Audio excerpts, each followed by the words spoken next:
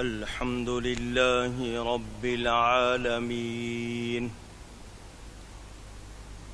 والعاقبة للمتقين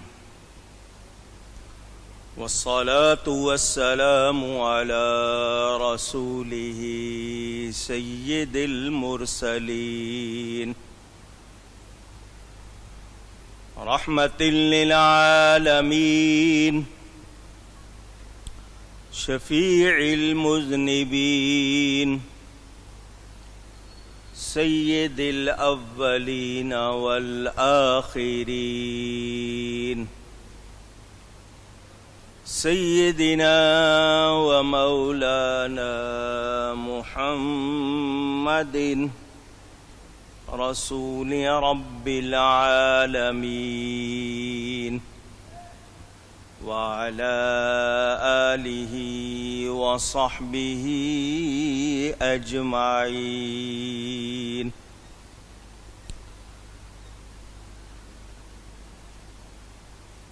أما بعد فأعوذ بالله من الشيطان الرجيم. بسم الله الرحمن الرحيم. وما أرسلنا من قبلك من رسول ولا نبي إلا إذا تمنى ألقى الشيطان في أمنيته فينسخ الله ما يلقي الشيطان ثم يحكم الله آياته والله عليم حكيم. ليجعل ما يلقي الشيطان فتنة للذين في قلوبهم مرض والقاسية قلوبهم وإن الظالمين لفي شقاق بعيد. صدق الله العلی العظیم. محبت کے ساتھ ایک مرتبہ دروشی پڑھ لیجئے. اللہم صلی علی سیدنا و مولانا محمد معدن الجود والکرم وآلہ وصحبہ وبارک وسلم. الصلاة والسلام علیک یا رسول اللہ. الصلاة والسلام علیک یا حبیب اللہ. الصلاة والسلام علیک یا رحمة للعالمین وعلى آلک واصحابک یا شفیع المذنبین.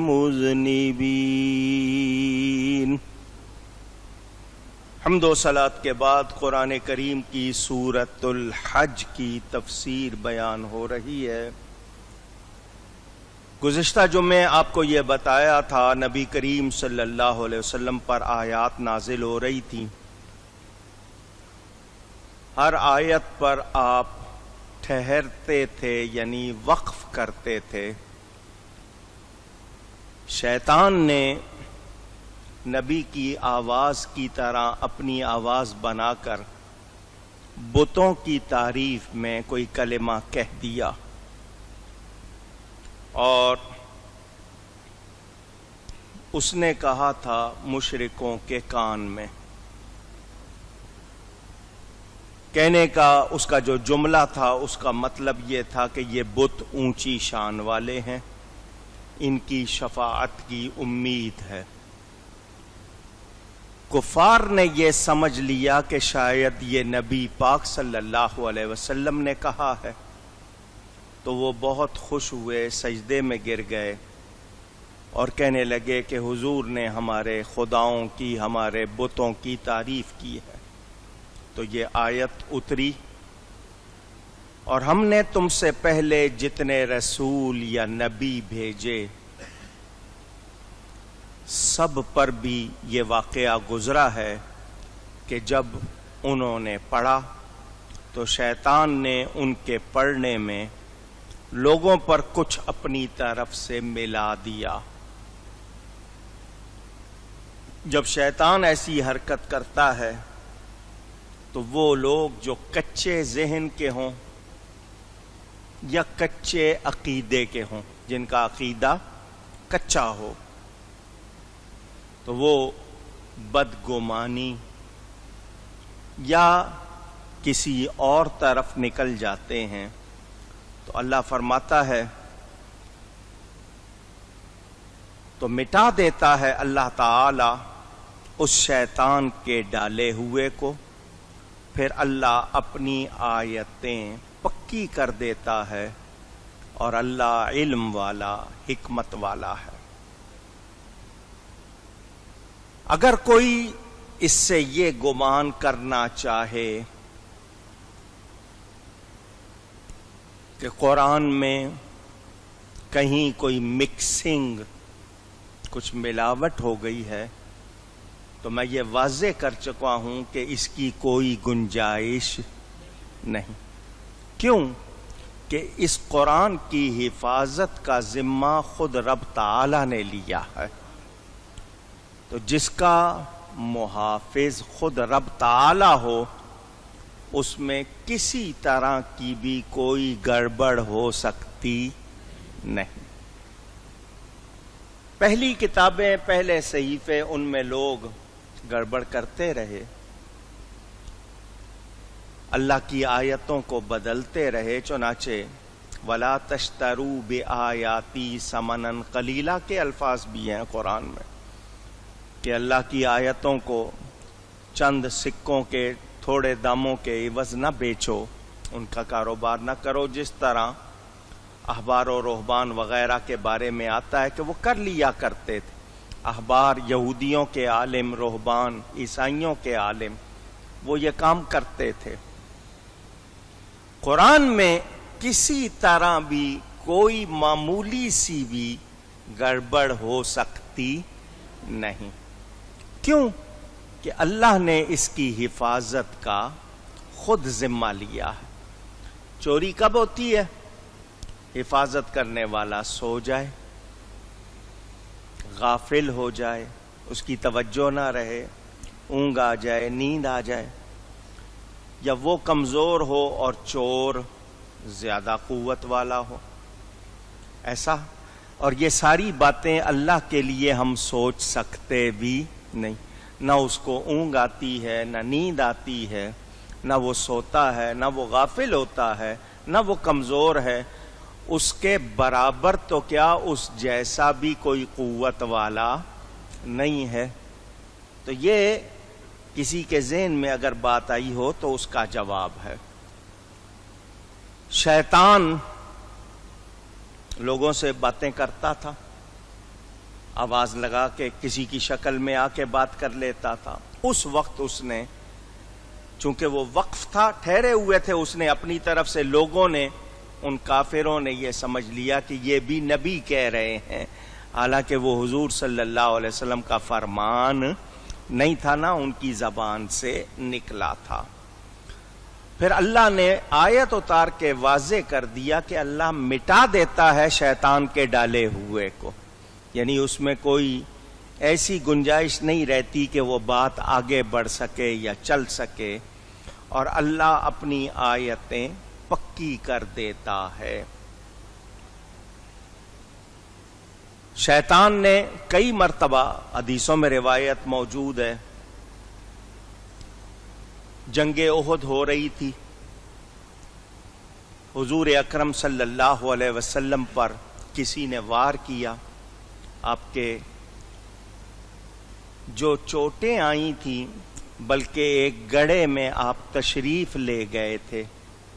گرنے کا لفظ ہم کبھی نبی کے لیے کہنا پسند نہیں کر سکتے، نہ سوچ سکتے، تو اسی شیطان نے آواز لگا کر کہا تھا کہ نبی قتل ہو گئے، شہید ہو گئے۔ تو یہ اس کی آواز. اسی طرح بدر کے موقع پر بھی اس نے کئی مرتبہ آوازیں لگائی تھیں. تو اس کی آواز سے دھوکہ کنہوں نے کھایا؟ وہ جو ایمان والے نہیں تھے. اور ایمان والے کبھی بھی غلط بات کو قبول کر سکتے. اونچی کہیے. یہ پیغام آج بھی ہے. ذرا دھیان دیجئے گا، میں جو کہہ رہا ہوں توجہ سے سنیے گا. ہمارا عقیدہ اپنا بنایا ہوا نہیں ہے، قرآن حدیث کا دیا ہوا ہے، پکا عقیدہ ہے، ہوا کے رخ سے بدلنے والا نہیں ہے. آج الیکٹرانک میڈیا بجلی کی رفتار سے، بجلی کے آلات سے جو باتیں لوگوں تک تیزی سے پہنچائی جا رہی ہیں. ایک زمانہ تھا روبرو بات ہوتی تھی، لکھنا شروع کیا، خط جانے لگے، پیدل جاتے تھے، اونٹ گھوڑوں پہ جاتے تھے. ترقی انسان نے کچھ کی، آلات بنا لیے، سواریاں بنا لی، سواریوں پہ جانے لگے. پہیا جب ایجاد کر لیا انسان نے، کیونکہ انسان کی سب سے بڑی ایجاد یہ پہیا کہلاتا ہے، ویل. اس سے بہت سی ہر مشین میں یہ لگا ہوا ہے. پہیا بنا لیا، گاڑیاں بن گئیں، کچھ تیزی آ گئی، پھر اور آلات بنے.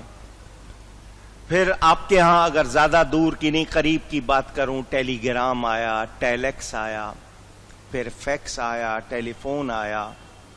آج اور زیادہ آپ تیز ہیں، کمپیوٹر ہے آپ کے ہر ایک کے ہاتھ میں، ٹیلی فون ہے جس کو آپ موبائل فون، سیل فون، جوال کہتے ہیں.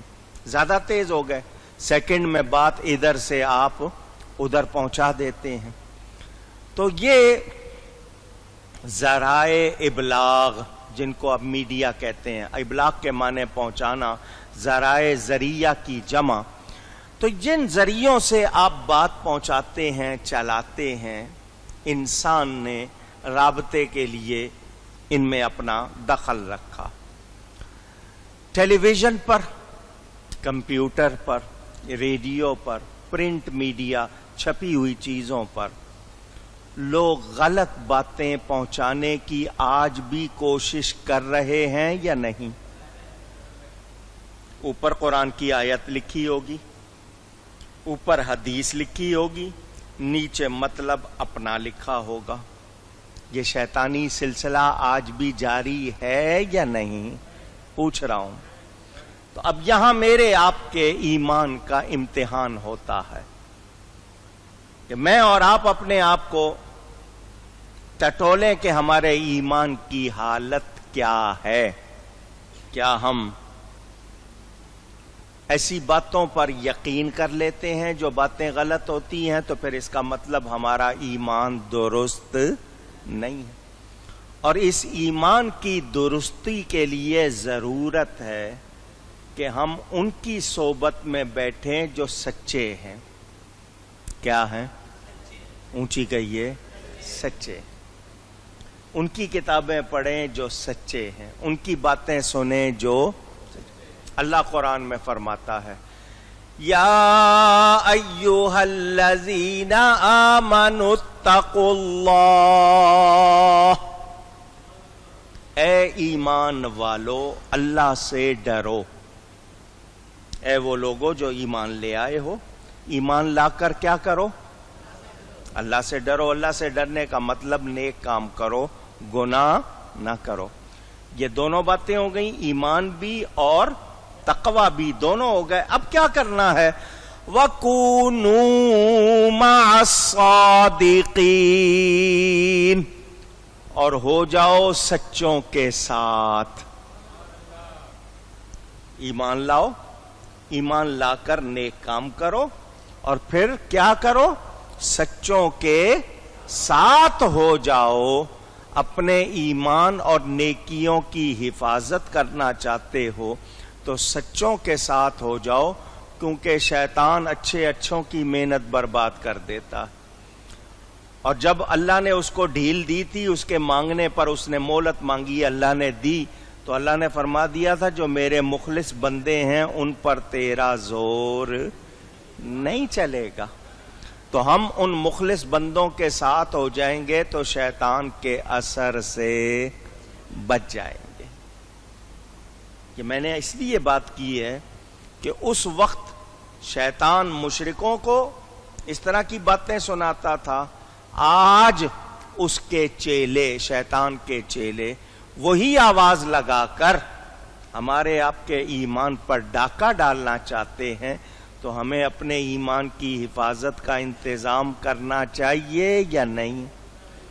بس سامان چلا گیا آپ اور خرید لیں گے، مکان چلا گیا آپ اور لے لیں گے، دکان چلی گئی اور لے لیں گے. ایمان چلا گیا تو کیا کریں گے؟ اور ایمان جیسی کوئی نعمت نہیں ہے. تو اس ایمان کی حفاظت کرنی ہے. بخشش کا دار و مدار ایمان ہے.